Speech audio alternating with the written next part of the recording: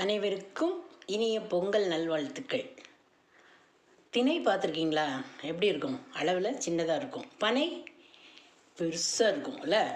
என்னடா திணையும் பனையும் பற்றி பேசுகிறேன்னு நினைக்காதீங்க. வள்ளுவர் அழகாக சொல்லியிருக்காரு, திணைத்துணையாம் குற்றம் செய்யணும், பனைத்துணையாம் நாணுவர் பழி அஞ்சுவர். அப்படின்னா என்ன அர்த்தம்? சிறிய குற்றம் செஞ்சால் கூட என்ன பண்ணுவாங்கன்னா, பழிக்கு பயப்படுறவங்க, பழிக்கு அஞ்சுபவர்கள் பனையளவு என்ன பண்ணுவாங்களாம், நாணுவர் மீன்ஸ் நாணுவர் அர்த்தம் என்ன?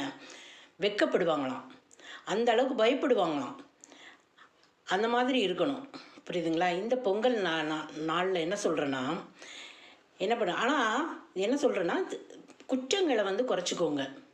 இந்த பொங்கல் நல்ல நாளில் உங்களுக்கு சொல்கிறது, குற்றங்களை என்ன பண்ணுங்கள், அதிகமாகலாம் செய்யாதீங்க. அளவுக்கு மிஞ்சி எதையும் நீங்கள் செய்யக்கூடாது. இப்போல்லாம் அந்த திருக்குறளை மாற்றி போடணும் போல தெரியுது.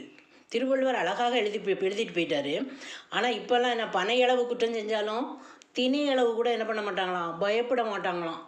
அந்த மாதிரி இப்போ நம்ம மாற்றி சொல்ல வேண்டியதாக இருக்குது. அதனால் என்ன பண்ணுங்க, பொங்கல்லாம் என்ன அர்த்தம்? பழையவை கழிதலும் புதியவை புகுதலும்.